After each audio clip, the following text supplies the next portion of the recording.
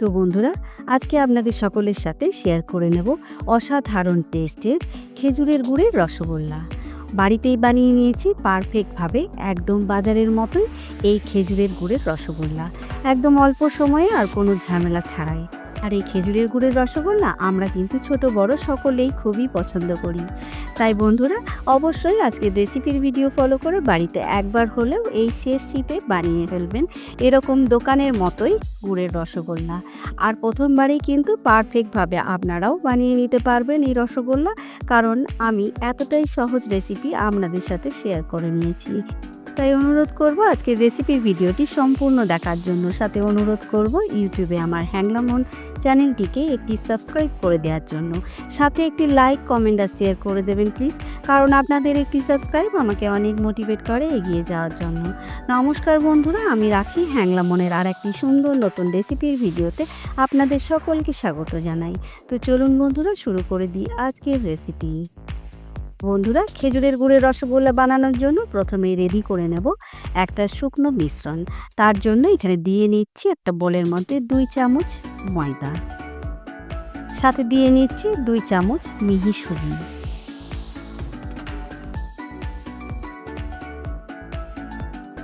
সাথে দিয়ে নিচ্ছি 1 চামচ গুঁড়ো দুধ, আর দিয়ে নিচ্ছি 1/2 চামচ মতো চিনি, সাথে দিয়ে নিচ্ছি 1/2 চামচ এলাচ গুঁড়ো। এখন খুব ভালো করে মিক্স করে নেব। সমস্ত উপকরণ খুব ভালো করে মিক্স করে নিয়েছি। এখন এই মিশ্রণের মধ্যেই অ্যাড করে দেব 1/2 টিস্পুন বেকিং পাউডার। বেকিং পাউডারটাকেও খুব ভালো করে মিক্স করে নেব। শুকনো মিশ্রণ একদম রেডি। এখন মিশ্রণটাকে সাইডে রেখে রেডি করে নেব ছানাটা। আর এখানে আমি ছানা কিন্তু অলরেডি কেটে রেখেছি। 1.5 কেজি দুধের আমি এখানে ছানা রেডি করেছি 300 গ্রাম। আর এই ছানাটাকে জল ঝরিয়ে নিয়েছি আধ ঘন্টার জন্য।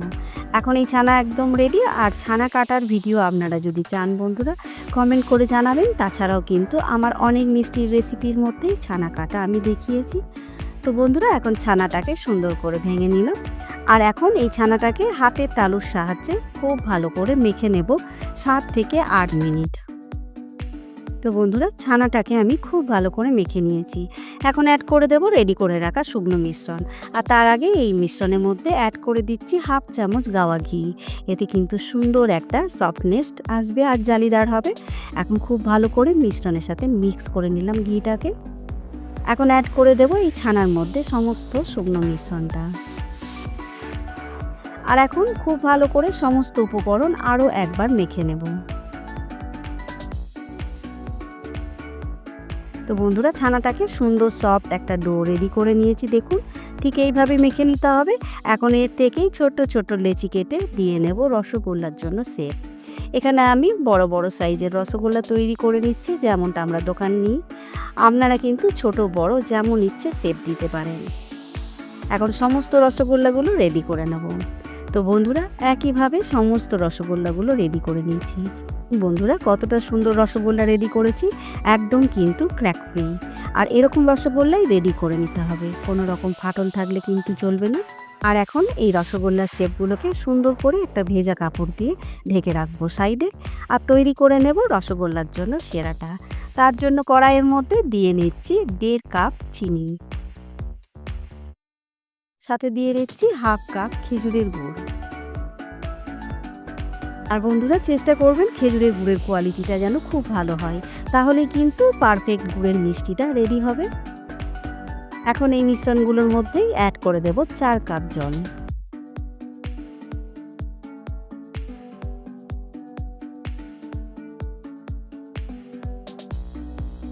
আর এখন কন্টিনিউ নেড়ে চেড়ে হাই ফ্লেমের মধ্যে এই চিনি আর গুড়ের সেরাটাকে বয়েল করে নেব। তো দেখুন বন্ধুরা, সুন্দরভাবে বয়েল এসে গেছে চিনির সেরার মধ্যে। আর এখনই কিন্তু অ্যাড করে দিতে হবে সমস্ত রেডি করে রাখা রসগোল্লাগুলো। একটা একটা করে রসগোল্লাগুলো অ্যাড করে দেব এই চিনির সেরার মধ্যে।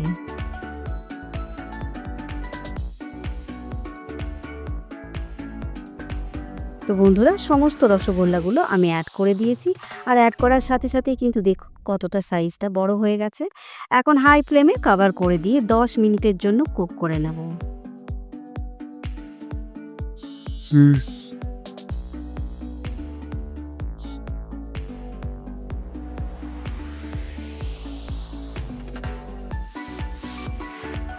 তো বন্ধুরা 10 মিনিট কুক করে নিয়েছি রসগোল্লাগুলো।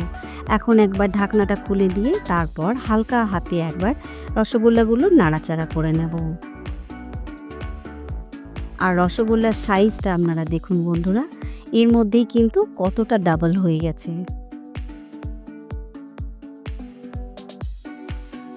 এখন আবারও কভার করে দিয়ে হাই ফ্লেমে 10 থেকে 12 মিনিটের জন্য কুক করে নেব এই রসগোল্লাগুলো। তো বন্ধুরা 10 থেকে 12 মিনিট কুক করে নিয়েছি রসগোল্লা। এখন কিন্তু রসগোল্লাগুলো একদম পারফেক্ট রেডি হয়ে গেছে। দেখুন এখানে কিন্তু রসটা যেহেতু রয়ে গেছে, তাই আমি আর কোনো আলাদা করে জল অ্যাড করলাম না। আপনাদের যদি দেখেন যে রসটা অনেকটা শুকিয়ে গেছে, সেই ক্ষেত্রে আপনারা এই মিষ্টির মধ্যেই ফুটন্ত গরম জল হাফ কাপ অ্যাড করে দিতে পারেন। আর এখন কিন্তু রসগোল্লা একদম রেডি। আর রসগোল্লাটা পারফেক্টভাবে কুক হয়েছে দেখার জন্য একটা রসগোল্লা নিয়ে চেক করে নেব। ঠিক এইভাবে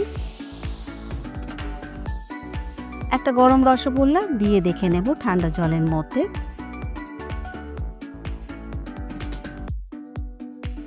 আর দেখুন রসগোল্লা একদম কিন্তু নিচে বসে গেছে বাটির, তার মানে কিন্তু এখানে পারফেক্টভাবে কুক হয়েছে রসগোল্লাটা। তো চলুন, তো বন্ধুরা পারফেক্ট গুড়ের রসগোল্লা একদম রেডি। তো চলুন বন্ধুরা, আপনারাও কিন্তু অবশ্যই আজকের রেসিপির ভিডিও ফলো করে বাড়িতে একবার হলেও এই গুড়ের রসগোল্লা ট্রাই করবেন, সাথে কমেন্ট করে জানাবেন খারাপ লাগলে। আর বন্ধুরা এখন এই গুড়ের রসগোল্লাটা কিন্তু গরম গরম খেলেও ভালো লাগবে, কিন্তু সব থেকে বেশি ভালো লাগবে ওভারনাইট সোক করে রাখলে এই রসের মধ্যেই। তাই গ্যাসের ফ্লেম অফ করে সারা রাত্রির জন্য ভিজিয়ে রাখবো। তো বন্ধুরা সারা রাত্রি পর রসগোল্লাগুলো বের করে নিয়েছি, আর কতটা সফট হয়েছে আপনারাই দেখুন, একদম নরম তুলতুলে আর রসে ভরা।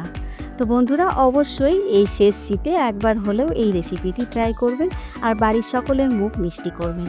সাথে আজকের রেসিপিটি যদি আপনারা ফেসবুক পেজ থেকে দেখেন তাহলে প্লিজ বন্ধুরা আমার ফেসবুক পেজটিকে ফলো করবেন, সাথে একটি লাইক করে দেবেন। আর আপনারা চাইলে আমার ইনস্টাগ্রাম চ্যানেলটিকেও ফলো করে রাখতে পারেন, কারণ সমস্ত নিউ রেসিপির ভিডিওর ফার্স্ট আপডেট কিন্তু সেখানেই পেয়ে যাবেন। আর বন্ধুরা সকলকে জানাই অসংখ্য ধন্যবাদ আজকের ভিডিওটি শেষ পর্যন্ত দেখার জন্য। তো চলুন বন্ধুরা আজকের ভিডিওটা এখানেই শেষ করছি। সকলে ভালো থাকবেন, সুস্থ থাকবেন, সাবধানে থাকবেন। দেখা হবে খুব তাড়াতাড়ি হ্যাংলা মনের আর একটি সুন্দর নতুন রেসিপির ভিডিও নিয়ে।